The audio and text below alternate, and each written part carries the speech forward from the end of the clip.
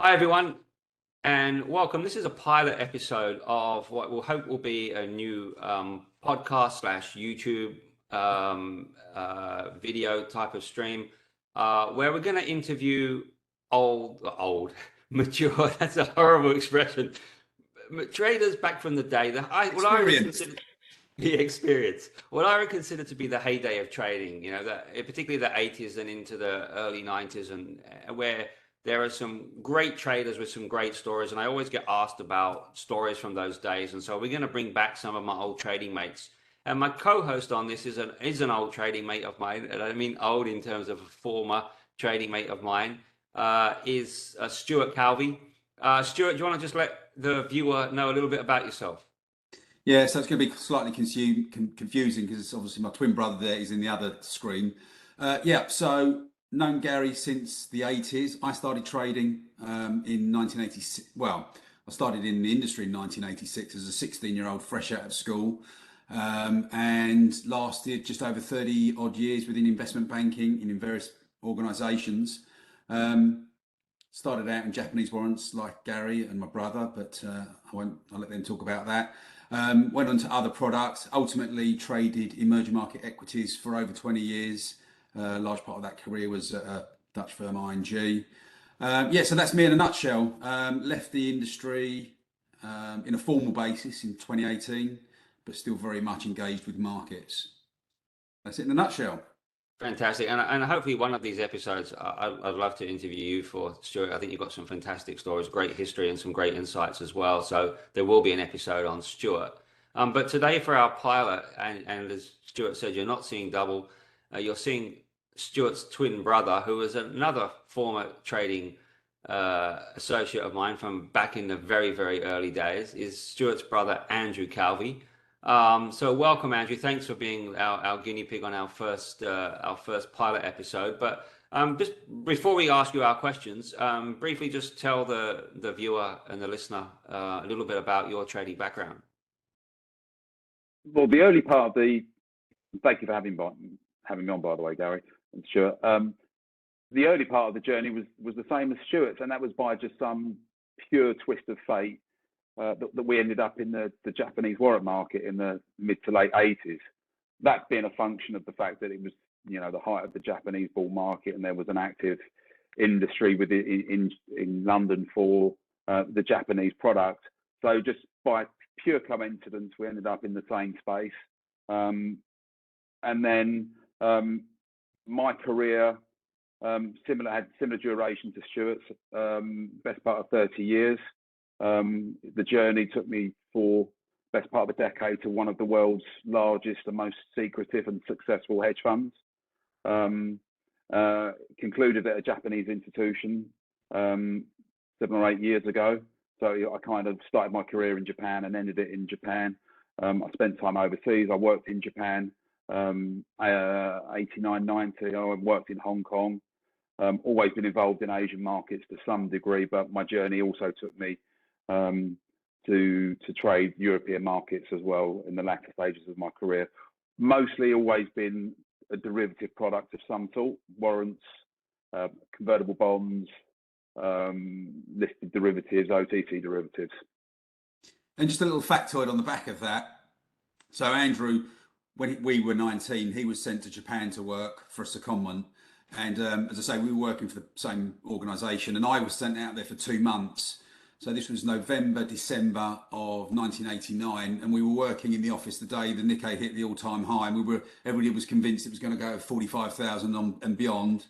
And little did we know, as 19-year-olds sitting in Tokyo trading the market, it would never see those levels again. And here we are in our 50s. Yeah, wow. That was just Probably after I won't see it again. No, no. Well, it's inflation adjusted, perhaps.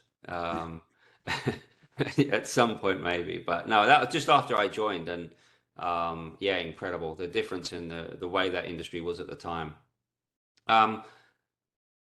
So Andrew, let me just start off. How and why did you get into trading? Can you explain how Because we all got into trading very young, right? So can Yep. you explain your story? How did you end up at 16 in a trading room? How did you end up Which trading by the time you were 18? How and why? which I know in the current context sounds absolutely bonkers. How can that happen? And full disclosure, Stuart and I had no real education. You can only get educated to a certain level at 16, and we weren't high achievers academically either. So it was by two factors. Okay, the first factor is pure lack of geography. We lived within commutable distance to London. Less than half an hour to get in. So that was an option for us that lots of people don't have. Secondly, we came from a very blue collar working class background, and our parents didn't want that for us. So there was just we were encouraged to try and find a job, what we would describe now as finance, which they call get a job in a bank type of thing. So we would, discourage from learning a trade, a working class trade, blue collar trade, try and get a job in a bank, white collar job. So it was as simple as putting together your resume, going up to London, sprinkling them around job agencies, etc., etc. And one of those job agencies that I, delivered my resume to was the London Stock Exchange Career Service. And just pure chance, I got a call if I could get into an interview on that day for a very small UK stockbroker for a back office job. And I was able to go up there to get interviewed for it at 16. It was a menial job. It was filing. And I was offered the job on that day. And I just kind of got a sense that, that was an opportunity that people like me wouldn't ordinarily get. Now, I'm going to give a little bit of context also, and to Stuart's credit, I think he saw a TV program at some point, and he'll probably be able to expand on it. He saw a TV program, and this is against the backdrop of us being encouraged to get a job in a bank, aka finance. Stu saw a TV program, and they showed some images of the stock exchange, and I think Stu was fascinated by that and decided that was the angle for us. And yeah, just that on top of that, so, as Andrew mentioned, our background and the school that we went to was reflective of that background. And, lots of the children came from similar families, but there were a few, there was a small affluent pocket of houses near our school. And some of the parents or the fathers, because obviously that's what it was pretty much those days, the dads worked in the city, seemed to be stockbrokers, and they seemed to be the ones in the big houses. And I was like, hang on a minute, these guys seem to be, they've got the big houses, they seem successful. I've seen this thing on the TV, and I remember a careers leaflet about the London Stock Exchange and a picture of all the jobbers and brokers on the floor. And I thought, I want a bit of that. That's a bit, I think, there's a correlation here between, it looks quite exciting. These people would seem to be doing well. Our parents are kind of steering us in that direction. Let's have a crack at that. And it wasn't on the back of any kind of academic excellence or ability. It was more like, that seems to be, people are earning money there. It looks exciting. Let's have a go for that. I just want to add something to the interview as well. So that interview that was for the back office job. So I went for the interview. Obviously, part of the resume is my address. So the person that was interviewing me knew that I was from Essex, and obviously there's a certain characterisation of people from Essex, which I'm aware of, but I'm also proud of. And still live there. And still live there. So when I sat down for the interview, the guy, as a part of the interview process, he said to me, "Show me your fingernails, show me your hands." So I had to show my fingernails. He wanted to check that I didn't bite my fingernails, because he had a notion that people from Essex bit their fingernails. I don't know what that means. And then he said to me, "Show me your socks." So I had to show him my socks, because he assumed that I had white socks on. Again, somebody didn't understand, city etiquette and how to dress. And then he took me around to the dealing floor. Now, again, I was there to do the filing, so he took me around to the dealing floor. And I got a sense that this is where the money, this is it. And he said to me, looked me in the eye, and he said, "Just remember, people like you don't get to work in a place like this." And I won't, for the, I'll be polite. I won't tell you what I thought. On reflection, it was probably the best thing that he could have said to me. And he didn't say that as a way of motivating me. He absolutely didn't. He was making sure that I knew my place. And I got and that was he just lit the touch paper. Yeah. And I got a job offer in I got a job offer in the dealing room within 3 months of him saying that to me. And to put this into context, obviously we won't be naming names of organisations, but Andrew, at that time, that was a quite a small boutique UK stockbrokers. And for the people that are watching this, probably are not connected to kind of the culture of those organisations in the 70s and the 80s. You know, people like us just didn't get to firms like that. It was, you know, you get into those firms by knowing the right people, having the right connections, you know, the family network, the old school network. And that was a UK broker, you know. Oh, it was classic. It was educated. going to the dealing room, and they were eating sandwiches on china plates with knives and forks, and it really was like the old school network. Yeah. Blue pinstripe suits. Yeah. Exactly. However, you know, there was a team of within that who I was able to connect with, and for the next 3 months, I did what it took for me to get noticed by those guys. You know, and that included cleaning their shoes, getting their lunches, getting the dry cleaners, whatever it took. That's really interesting. So I was about to say, like, the next stage, how did you do it? Because that relates very much to my story too. I've said on a recent interview that for me, it was like going out, getting breakfast for everybody every morning that ultimately got noticed. Yeah. And people said, you know what? The very first thing that I did to get noticed, and you'll know, and I will mention the name because I don't think it's discredit anybody. It's actually a compliment to somebody. Within that market, there was a guy called John Galvo. Yeah. And he was the trading god within the Japanese warrant market. So somehow in the back office, I got to hear the name Galvo, and I didn't know what it meant, but I knew that he was the man, and he worked at Robert Fleming or whatever. So when I got to the settlements manager, took me to go meet our head dealer. So I met this guy. I'm 16 years old, and I got introduced to the head dealer, and he went to me. So what do you want to be? I said, I want to be better than Galvo. He went, what? I said, I want to be better than Galvo. He went, you cheeky so-and-so. But I made a statement at the first meeting at 16 years old. I said, I want to be better than Galvo. And that was my initial way of getting them to know that I existed.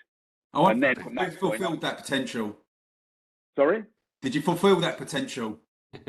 Hopefully not. There's only one Galvo. Agreed. But you know, it was crude. My methods were crude, Gary. Similar to you, I had a 9 to 5 job. I got into the office at 7 in the morning. I'd be the first one there. I'd do the job of the assistant, so I was kind of the assistant, and no job was too menial. Nothing. Yeah. That's 100% exactly the same for me. It was really funny. And what's interesting is, and I've always said this to my kids when I was bringing them up, is, you know, these are the things that matter. There are a number of other junior people who've been there longer than me who wouldn't do any of those things. They wouldn't do it. And that's the thing, is that they didn't do it, and they didn't get given a trading book when it was time for a trading book to be given out. Really, yeah, because it's bad business. Because at the end of the day, if I went and got someone's lunch, they would pay for my lunch as well. So I go and get the best lunch, and that's how you get yourself a sandwich. It's good business, right? It's funny. It's so funny because I said that on an interview recently. I said I was a breakfast trader before I was a warrant trader. I was buying and selling toast and egg and bacon muffins. You know, they were coming to me at £1, and I'm selling them at 150 to the traders. So absolutely, there's different ways to get to the top, right? And I'm not saying I got to the top, you know, and I'm not saying Andrew got to the top, but we certainly ascended within the industry and within organisations to fairly senior roles within investment banking at some large institutions. Now, that can happen by luck in certain instances, but when I like to highlight that you had two 16-year-old people here, we're twins, we're quite competitive with each other in a healthy way. There's always been, you know, kind of driving each other on, motivating each other. But to have two people get to fairly similar, certainly on a corporate structure, we both got to kind of MD level at organisations. You know, to have two people that left school at 16, showed that same kind of work ethic, drive, isn't coincidence. It shows that there is a method to that madness. It can lead to success. So there's not just one defined path. You can do it your own way. And I think that the fact that we both kind of did it in a very, you know, there was a lot of symmetry There was obviously some outperformance along the way, and that's obvious. But we kind of both had the same trajectory. And I want to put out as well to people that there's a snobbery nowadays about traders, right? Traders, oh, you have to have PhDs, you have to understand math. And I understand that the game has changed a bit, right? And we'll probably get to talk to that a bit later. I understand that there's more of that, and even I work with, someone with a PhD in statistics, and of course it's important. But I want to talk a lot today about the trading skills we have. You were able, Andrew, and in fact all three of us, able to get to senior levels at large investment houses, and you in your case one of the best trading hedge funds in the world at the time, right? Incredible place, a world leader at that time, with the educational background that you had, and you were an excellent trader. I mean, you didn't do that by losing money for your banks. And I think, again, it's trading. I'd always like to say to people, is not a function of intelligence or IQ or education, right? There are skills that you can have as a trader. There are skills you can learn, and that some people just, no matter what intelligence, and I've worked with some highly intelligent people that were rubbish traders. I'm sure you've seen them as well. I'm not saying that being poorly educated means you'll be a good trader. That's not what I'm saying. But what I'm saying is that if you have a good skill set and you work hard, you can become a good trader. Would you kind of agree with that, Andrew? 100%. And I don't want to sort of leapfrog sort of the evolution of my career, but when I was working at the hedge fund, all of the CVs that we were seeing were incredible, because, can I say the name of the hedge fund? People can look it up. It's D. Shaw. It's one of the, one of the largest and most successful hedge funds for the last 30 years.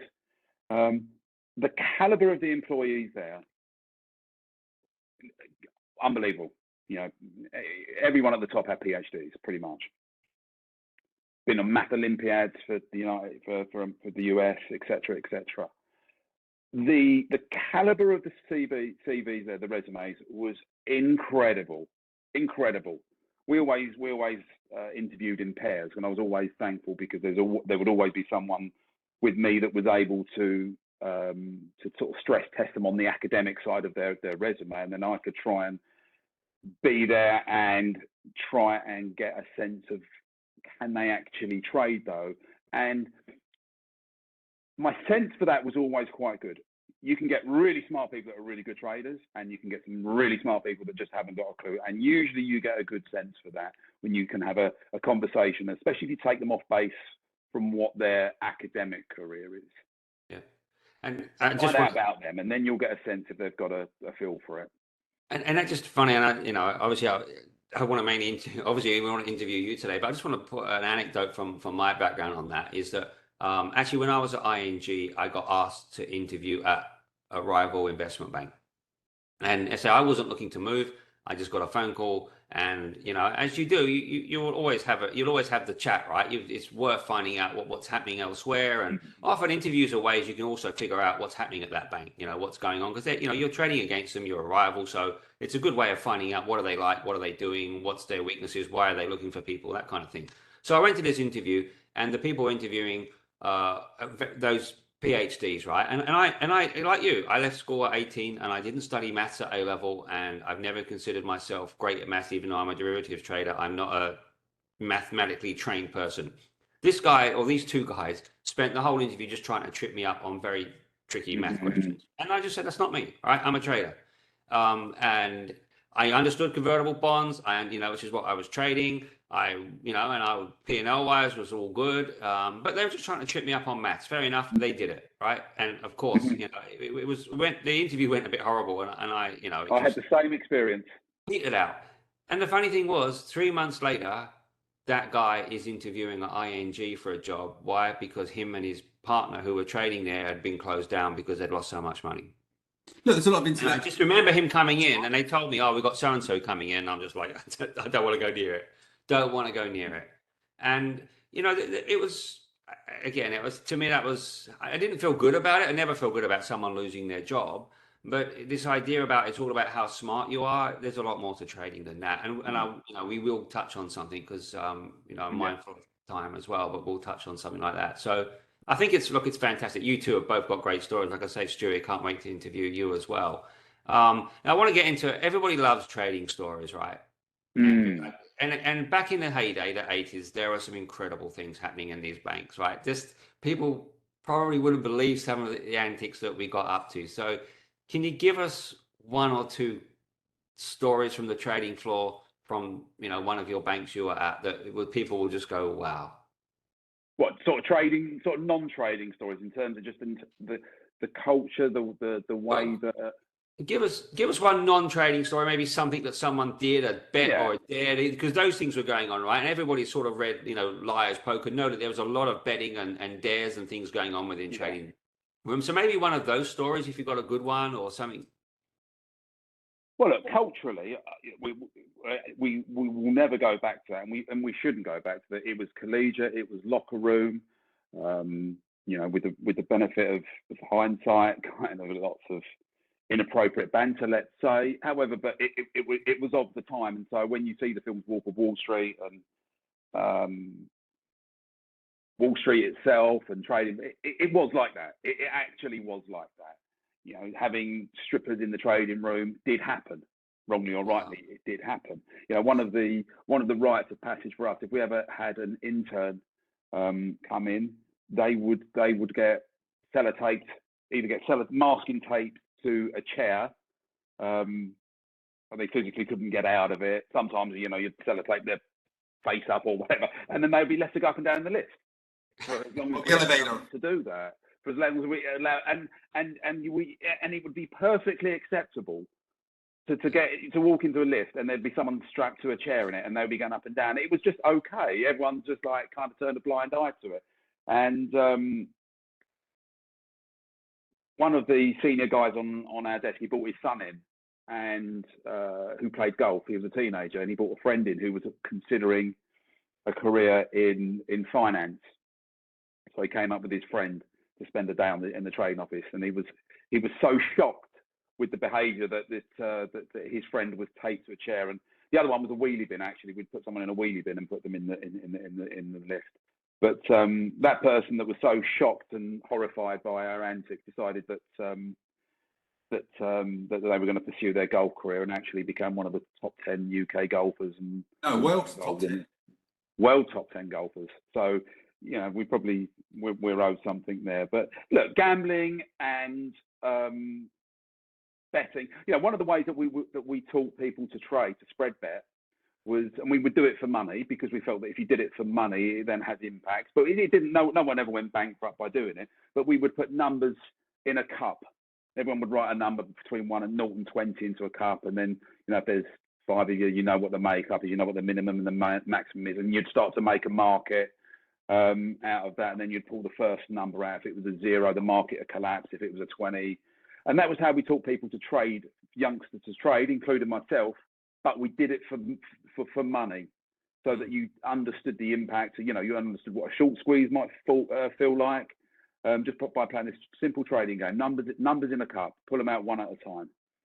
Wow. Something we used to do a little bit later on than that. Obviously, everyone was playing Liar's Poker when you could use the serial numbers on banknotes, but obviously people only had a certain amount of banknotes, so we used to just print off on an Excel from an Excel macro, just random 7 or 8 digit numbers, and then we'd all just sit around making playing Liar's Poker for print off. Obviously once things are closed and stuff, but that's how we would keep that combative trading thing going. Just keep doing these sort of market making games against each other.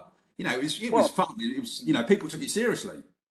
And we live in a world now where spread betting is commonplace, but this is in the 80s. Everybody was betting on the number of corners in the football match the night before, obviously, or the number of corners. So you're coming in on the following morning, and someone had been short corners or yellow cards, or the other one was making markets on the attendance at football matches in lower league games that don't get followed very well. So I'll rewind that story. We were trading, whether it be the instrument that we were trading, Japanese warrants. Outside of that, we'd be playing the market making game. Outside of that, we'd be making markets on yellow cards, corners, penalties, shirt numbers, football attendances. So there was just a strong culture of market making risk prices to each other for real money in the real world. Yeah, I'll take that one step further back in time. So I worked at an institution called Cresval, which was a boutique in the Japanese warrant market, but a highly successful trading operation. The culture of that place was very, very interesting. And before City Index or any of those were doing spread betting on sports, Cresval had some very, very good market makers. Yes. But they ended up having designated market makers internally for football. So everybody was making prices on, again, football matches, scores, and then on a Monday morning they'd all come in, net off against whatever. And that was before anybody was doing it officially, City Index, IG, any of that. The traders at Cresval all got together and said, right, we're going to make this an official thing where it was an internal thing and maybe a few mates in the market. And they had designated market makers. You can go to them at any time for a price on a football match and you would get it. And it was obviously for money, not serious money, but it was, it was a serious thing. And that evolved in Cresval so early. And I'm going to tell you why that's important for me, how it manifested itself for me personally and some of the people that I worked around with, is that a few years on from that, D.E. Shaw, they were at the forefront of algo trading and whatever else. They understood the value of a human market maker. And that ultimately is how someone like me got a job at D.E. Shaw. I didn't have a PhD, I didn't have a degree, didn't have an A-level. Yep. They understood the value of a human market maker in an OTC market. Andrew, that's like such a huge point. It's something that, I bang on about a lot, right? With, my website and other things. It's about the skill set that we have, right? And the Japanese warrant market was the hardest market, for market makers, right? It was blind. You didn't know. It was crazy, right? If you could navigate through the warrant market as a market maker, you really had to build up a skill set. And the skills that I learned then, I still use today. And you've made a really valuable.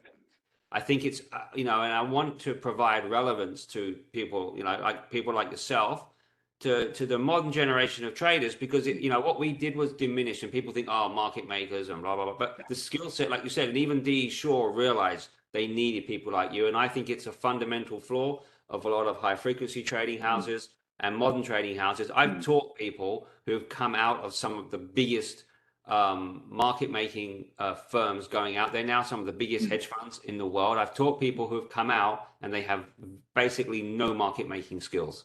Sorry, go on, Andrew. When I was interviewed for the job at D.E. Shaw, the person that interviewed me, a very senior person there with a PhD, that interview experience was completely counter to the one that you had, where someone tried to bust your balls about you. He didn't try to do that. He didn't need to. He had a PhD in computer science, right? He knew that I didn't. What he didn't understand was market making. He didn't understand how it worked. Yeah. So when he interviewed me, he was trying to get a sense of how do you make a market and what makes a good market maker. He wasn't trying to, trip me up with anything. He was like, kind of, I don't get this. Tell me what makes a good one, and are you a good one? And to kind of sell yourself to me. And so, to their credit, they absolutely weren't trying to trip me up. They were just trying to understand if I'm actually a good market maker. Fantastic insight, and I see that a lot. There's a lot of analysis, for example, at the moment in social media about options market makers. It's a big business now, analyzing option market makers. And what's clear to me is the people that are analyzing the market makers don't understand what market making is, don't understand how market makers spread risk, don't understand how market makers operate. And there's just so many flaws. And you've made a brilliant point, Andrew, and I'm absolutely so happy that you've done that. But the legacy of the market making thing, Gary, it lives with me in every component of my life. I do an immediate upside downside profile of anything that I do in my life. I look at everything as a trade. Am I able to achieve the optimal outcome on this? And this is completely untrade related scenarios, but everything in my life is now, am I a buyer or seller of this situation? Yeah, 100%. Me too. I've walked out of shops. This scenario. 100%. I've walked out of shops because I'm always trying to buy on the bid side, and I'm just always trying. I hate buying on the offer, right? And if I feel like I'm paying too much near the offer, I'm walking out. That's not me. In the high street that I live in, there's two grocery stores. I'll go between the two because why would I? There's an arbitrage. There's an arbitrage. Fantastic. I love it. And that's it. But we live and breathe trading, right? And that's it as well, is Yes. we live and breathe it. So let's move on now to tell us a memorable trading story, something that's trading related, maybe a trade you did or someone else did that either made or lost, something that was very smart or very stupid, or something that you think Yeah. will interest the viewer. So again, I was at D Shore when LTCM blew up, Yeah. and naturally, D Shore had similar trades on. A lot of what they were doing were these on the run, off the run treasury type trades, where you get these small anomalies in pricing, where you got liquid in type products, where again, over time they will converge, but because a product is liquid, it might trade at a slightly different value to what is the illiquid, and that's usually defined by different maturities in the treasury market. And then some of these trades extended to Fannies and Freddies and whatever else. But obviously behind LTCM, the real problem was leverage, and that's what took them down. But obviously all hedge funds were leveraged to a certain degree. But I lived through the LTCM experience. Kind of, I would say, it was first hand because we got caught up in it. We had to de-risk our books as risk capital was being redeployed to the book that was caught up in that, doing these treasury trades, and we were getting these messages coming through. The elastic band is stretching, but don't worry, the elastic band is stretching. Keep with us, stay with us, stay with us. And then one day, and we were sort of de-risking, even though there was kind of nothing structurally wrong with the product that we were trading. It was just allocating the capital to where the capital was needed the most, sort of redeploying it. And then one day we were on a conference call. We knew things were getting bad, and the call came down. Remember the elastic band that we were talking about? It's just snapped. Yeah, exactly. But the hedge fund obviously lived to tell the tale. It meant that for us, we were forced into taking trading decisions that weren't right for the product, but they were right for the business. Obviously, redirecting to the capital where the point was most stressful. But the hedge fund wasn't anywhere near as leveraged as the likes of LTCM, so it wasn't fatal, but it definitely had an influence on how the firm had to operate through that environment. But it was, again, so I saw that firsthand. I saw how leverage can really damage a business. And again, that's an experience that has stayed with me. Yeah, no, I'm that's painfully awesome. frightened of leverage.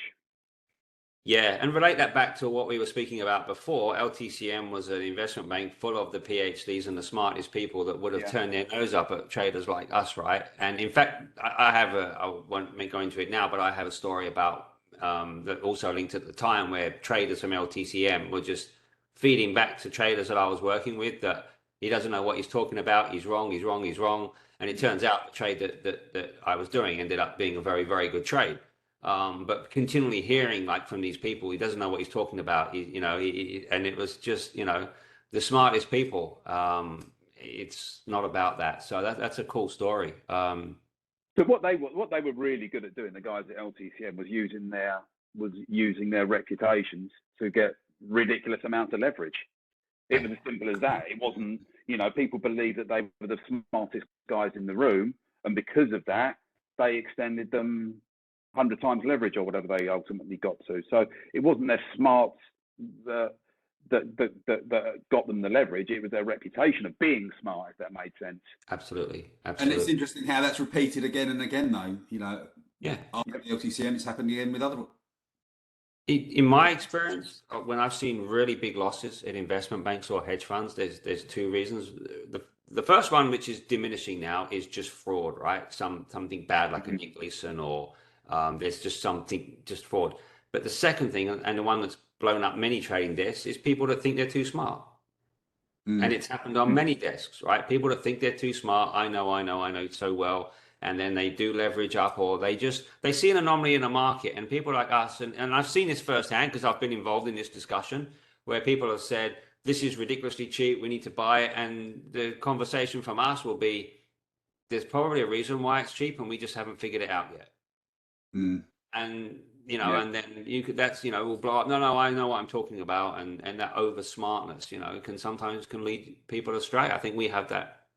People might call it old school, I don't know, but we would ask the questions probably of why is it cheap, right? But I love the LTCM story. It was obviously a difficult time.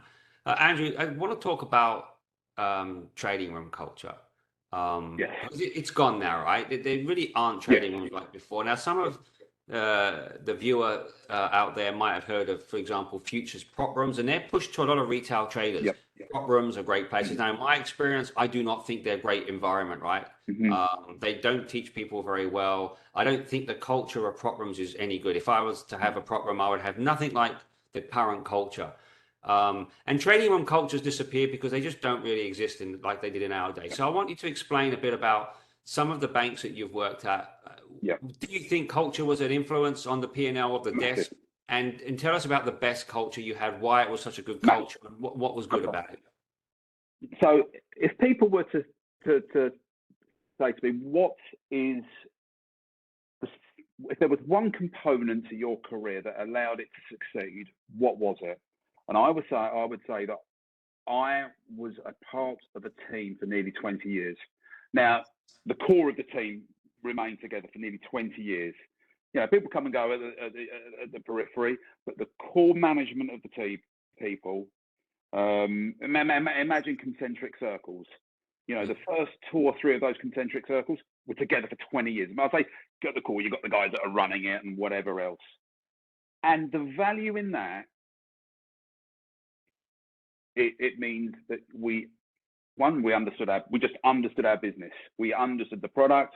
We understood the user base, i.e. the investors, the end investors, pension funds, hedge funds, whatever.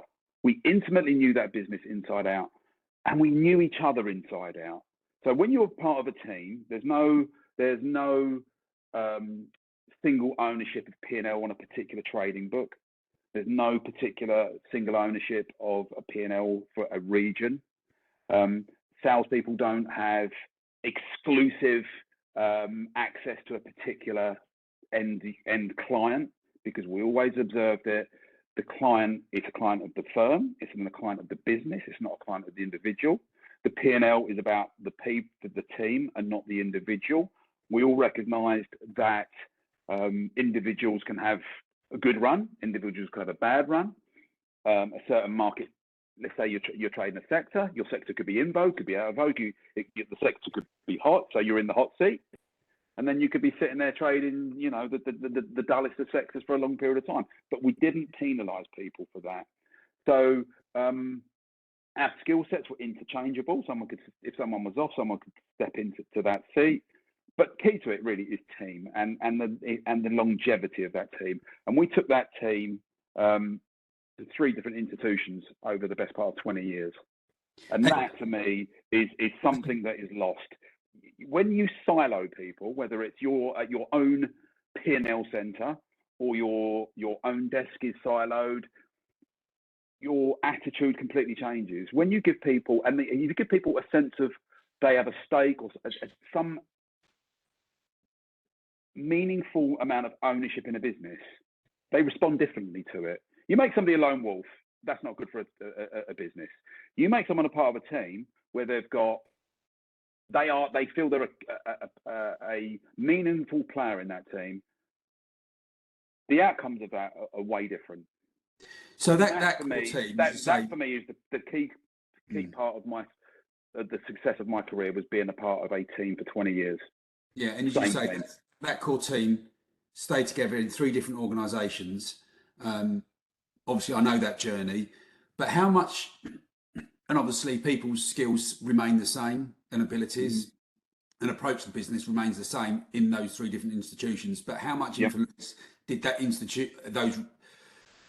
each of those institutions have on the performance of the team, or was it always consistent, or was there? No, I would say that the middle institution was the one that allowed us to flourish the most. Unfortunately, we left them. It was a European institution, and it was a function of the the financial crisis where they had to deleverage there, and we were seen as one of the jewels in the in the crown for those guys, because we were a business that they could sell. And I think that, I know they sold us with a heavy heart, because we generated positive revenues for 20 years. We never had a loss-making year, and that includes 2008. We made money year on year on year.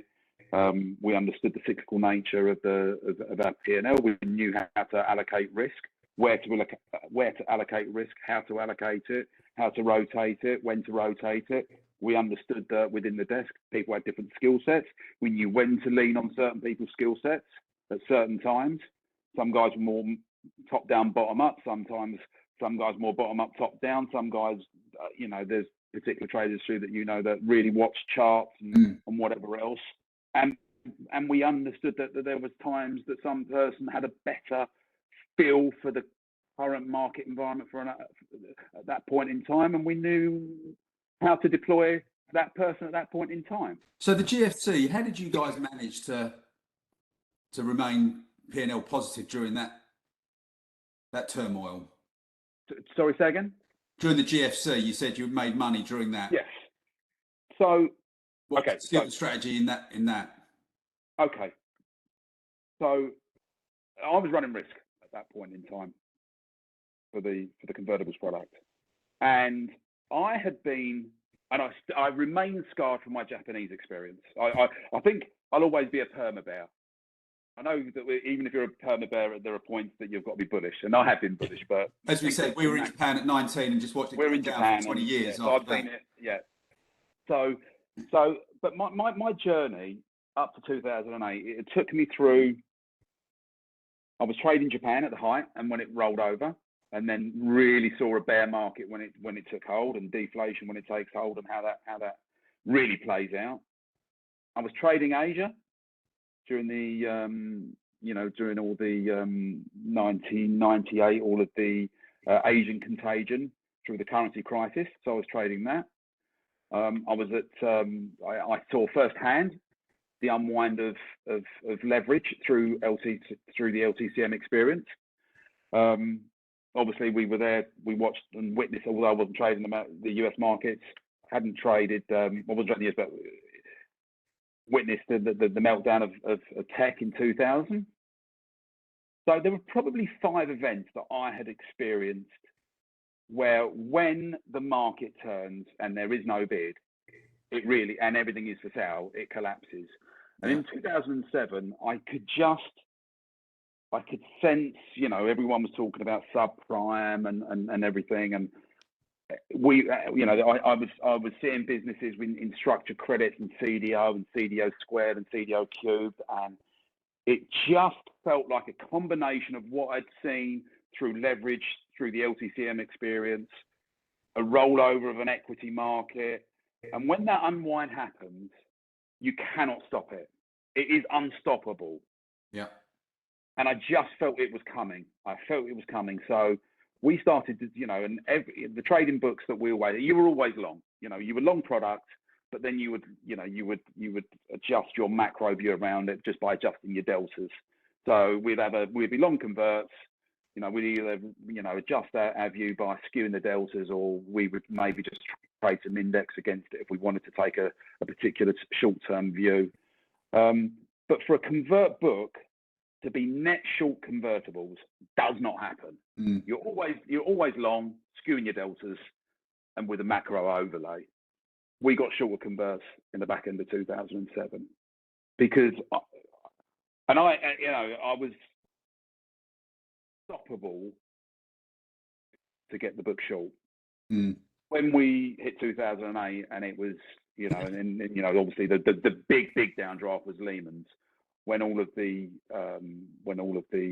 prime brokerage books were getting unwound. It didn't matter what the bid was, as long as there was a bid, you were getting it.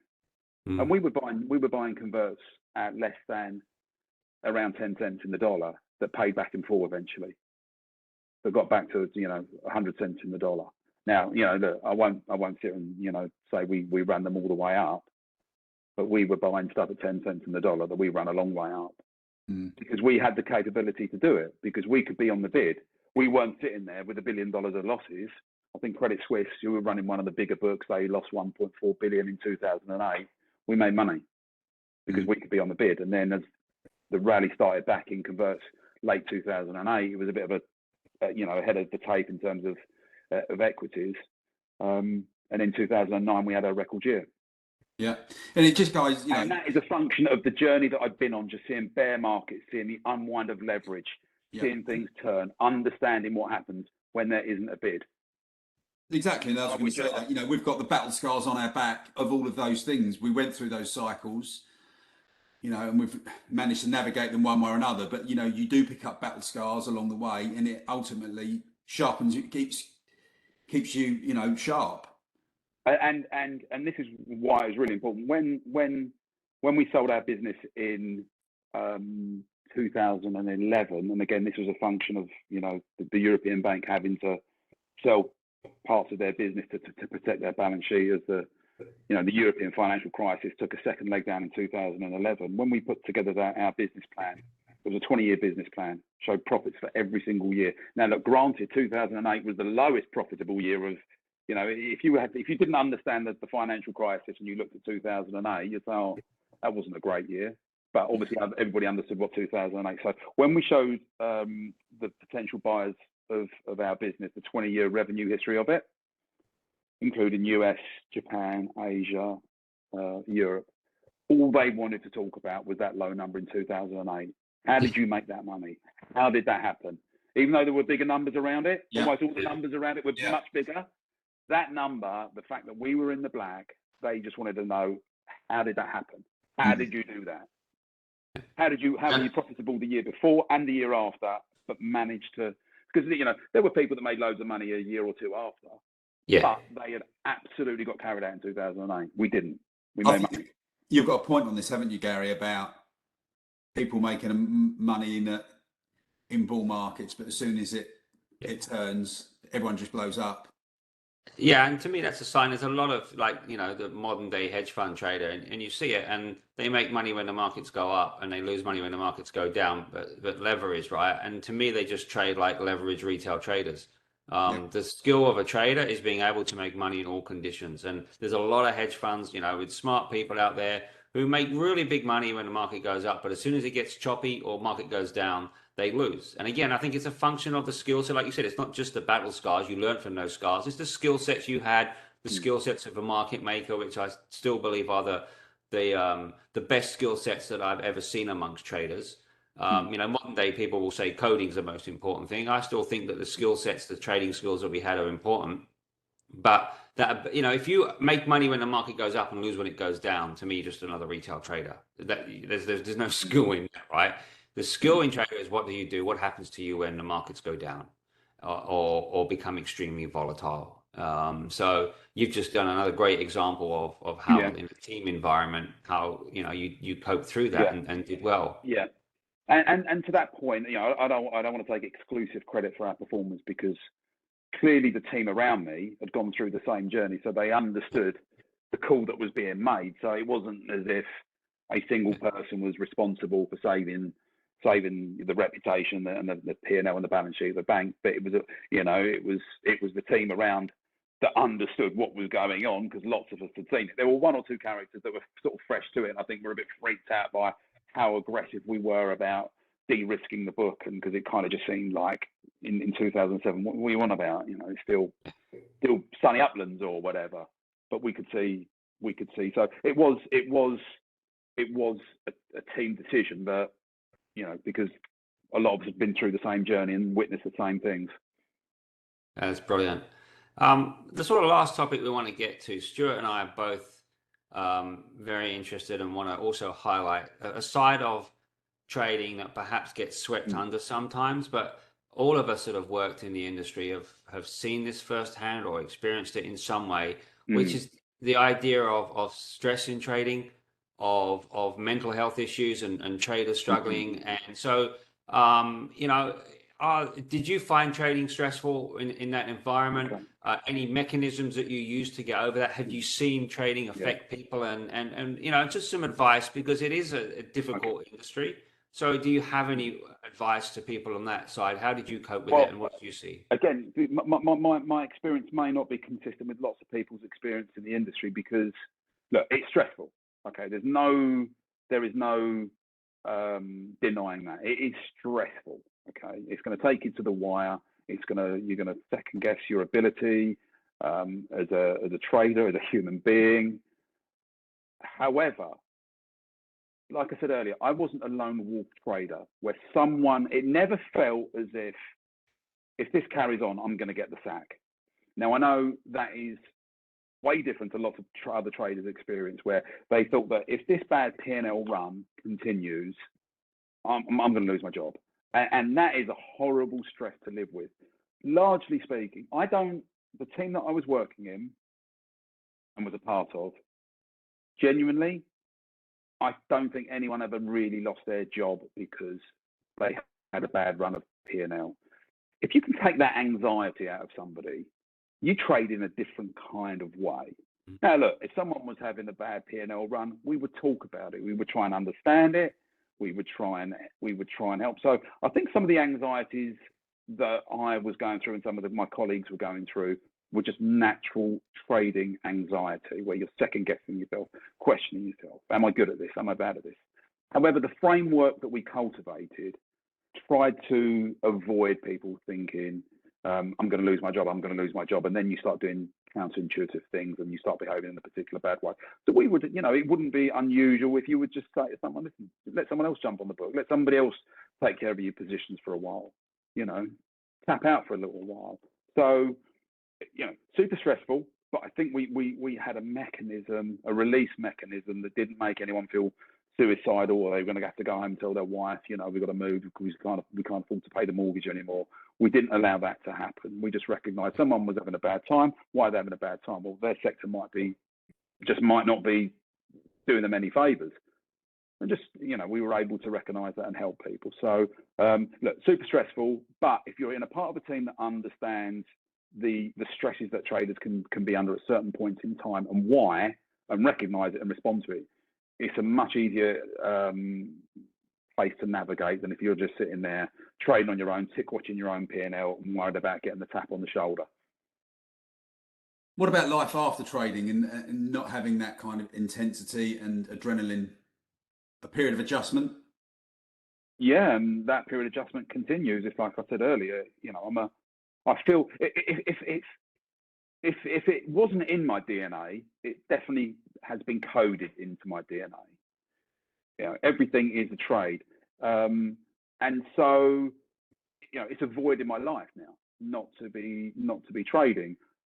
I don't see a scenario where I could ever revisit the industry as it is now. Everybody tells me it's completely different for various reasons, but it's definitely, there's a 30-year skill set that is largely dormant, that kind of shouldn't be. And I'm as engaged with financial markets as much now as I ever have been. Probably, I say more so. What I'm not involved in anymore is seeing fund flows and buy side activity, which is information in itself. But in terms of understanding the macro push and pull in the market, I'm as focused on it now as I ever have been. But I'm not able to deploy it in any meaningful way. Yeah, I think that's the shame, and certainly, Stuart and I were going to highlight with other interviews as well that, the traders of your caliber, Andrew, just have a skill set. And, I am still around this industry and I see a massive shortage. And I talk about this a lot. There's a loss of knowledge. Knowledge is being lost, right? And modern day traders, and you can see, as I said, you can see hedge fund performance good when the market goes up, bad when it goes down. There's very few that can make money in both conditions. There's a loss of skill set, and I'll be saying to people, and hopefully everybody's got some great insights from this interview. But I really feel that traders like yourself, Stuart, they've just got a skill set that are still very much useful to institutions, hedge funds, and to everybody out there. The institution that I was working for in the sort of the final stages of my career, the fact that they allowed me to walk out the front door is ridiculous. you know, the reason I left was I asked for some time out. I was, you know, I've been working for 30 years, 28 years. I've never had any extended period of time. There's no gardening leave or anything like that where you can reset and recharge, whatever. You know, I had my annual vacation, but that was it. And we'd gone through so much, you know, through that, you know, financial crisis. And then we had to sell the business and reestablish it somewhere else. And I just, yeah, I needed some time out. And I approached the firm and I said, look, can you give me 6 months unpaid? And he said, no. I said, can you give me 3 months unpaid? And they said, no. And I said, look, I really need some time out. I said, can you give me a month out? And they said, no. And that was the point. I was like, you know what? If there's an institution that doesn't recognise when someone is saying, look, help me out, I need some time. Yeah. And then we sort of negotiated an exit for me. But the fact that they allowed me to walk out the front door, taking the experience and everything I've gone through and let it go, just seems to me, it's beyond short-sighted. And they couldn't recognise that someone just needed a little time, decompress, take some time, and that's all it would have been. And had that happened, a couple of colleagues that I'm, you know, of my vintage, they're still around, they're still working. I could still be there now, had I been allowed to take a bit of time out. And it simply came down to that. And all that experience was squandered. It's terrible. That's a really awful story, and horrible to see someone, you know, not valued that way. That is really quite shocking, actually, really shocking. And, but not untypical. So I'm not, you know, I'm not sitting there crying in my beer about it, but it's just the nature of experience just not being recognised and valued as it should be. And that's, again, I'm not unique in that. I'm sure that's happened on lots of occasions. And there's now an army of people out there, you know, that feel the same way. You know, they're sitting there on the sideline thinking, doesn't anybody really want to tap into what I've gone through and you know, try and leverage off that experience, monetize that experience in some way, shape, or form? Yeah. No, for sure. I mean, yeah, I think we've all seen stories like that. In fact, the guy you spoke about earlier, that whose son came into your office, the golfer. You know, I remember when he was let go by the bank I was at the time. I thought that was just a terrible move. He was a bit of a quirk to the 1980s, and this was like in 2002. But he had a knowledge and a way of getting deals done that no one else could do. And then when he went, wow, what a hole that was, you know. And I never understood it. Obviously, wasn't part of that decision. Never understood it. And it made a massive negative impact on the P&L of the desk as well. It was the start of a downward spiral for that. And I just sometimes, you wonder about a decision like that, to let so much experience go. The new guy came in, you know, still experienced, but nothing like that guy. Shocking. Well, look, it's hard to quantify experience, and I think it's dismissed too much. And it'd be interesting when people listen to this, if they, you know, get a sense of the journeys that people are having or had, if they value and understand the value of those experiences and want to hear more about that. Yeah. And on that, sorry, go on. No, go for it, Andrew. Go. One of the things I was going to say, in terms of experience, and I just want to mention the background in convertible bonds as an asset class, I think is one of the best, because the dashboard of which you're programmed to look. If you're an equity trader, you're looking at equities. You're not looking at bond markets. You're not looking at corporate debt. You're not looking at CDS spreads or whatever. So in terms of the pedigree of anybody who's traded convertible bonds, the dashboard is, you know, we're watching everything. So, and I still do that now. I watch everything. So, for example, you know, the other day, you know, people are sitting there thinking about, you know, what's the Fed's going to do. There was a 6% move in Hong Kong. And I'm like, okay, that means something. That has to, because I'm watching everything all of the time. You know, I was watching what was going on with gilts here and the currency and blah, blah, blah. But I'm watching everything all of the time because I'm programmed to do that. Yeah. Yeah. And look, I'm really glad you reinforced that. It's something I bang on about, I've written about. It's about building watch lists. I tell traders, build watch lists. You've got to try and put the picture together. And sometimes there's something that stands out that's just, hold on a sec, that's just off. You're spot on about convertibles, because it's part option, part equity, part bond, it's part everything, right? So you are looking at everything. And I think this is the thing. People have lost that skill set of putting this picture together and looking at, sometimes something would stand out to you, right? As an experience, you said that's that move that needs to be looked at, whatever that thing is there. It might have been Hong Kong, it might have been a CDS move or whatever.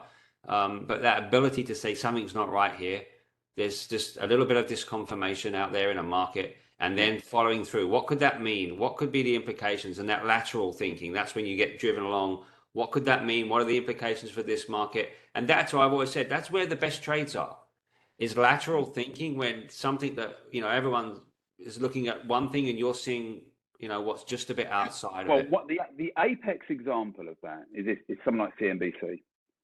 Watch how much they report on the credit market. Now, the credit market is much bigger than the equity market, but they're obsessed with the equity market. One of the things that, rewinding the conversation that sort of took us back to 2007 is that we understood there were stresses in certain parts of the credit markets and how that would then contagion from there. Well, someone watched NBC, they don't talk about credit at all. It's just all about, whatever the stocks are in vogue. Yeah. People need to program their mind not to get drawn just to this one single point of focus. Look at everything, because they're all connected. And if there is a stress in a certain asset class, you will get contagion.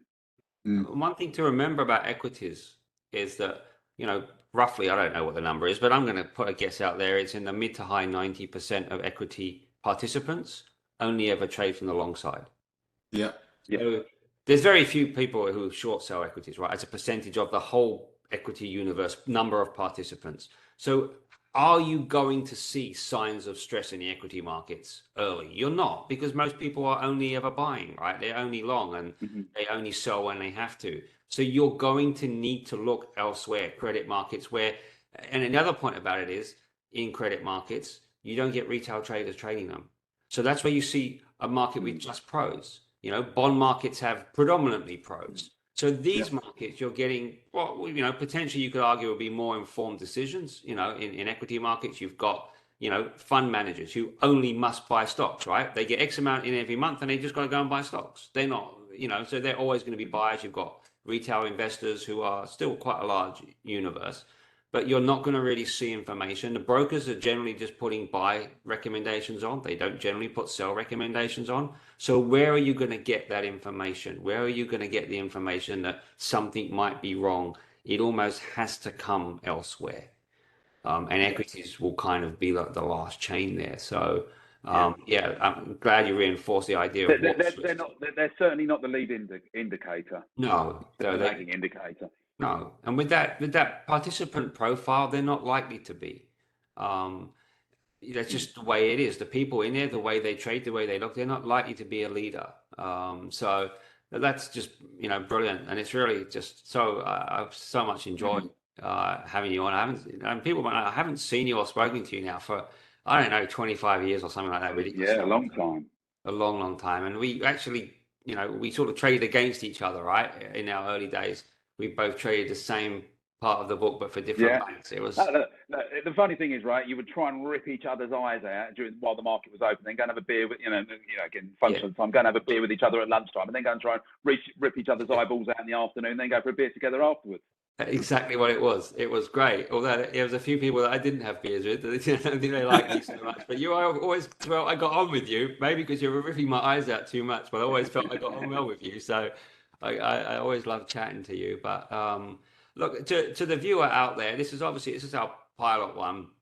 Our plan is to get more traders like Andrew on the show to talk about their experiences.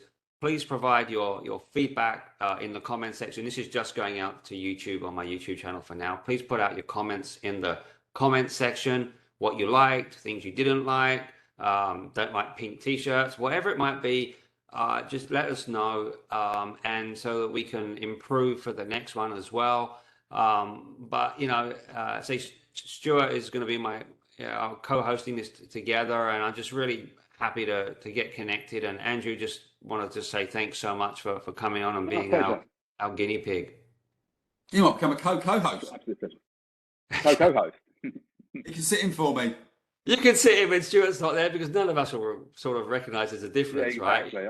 I'll flick my hair back. Just flick your hair back, and you could be. You'll grow a bit longer. I wouldn't know either. be frank, I wouldn't know. So Are you still hanging in there, Gary? good on you. Well, look, thanks so much, and thanks everybody for watching. And please leave your feedback and comments in the comment section. Thank you. Thanks, Gary.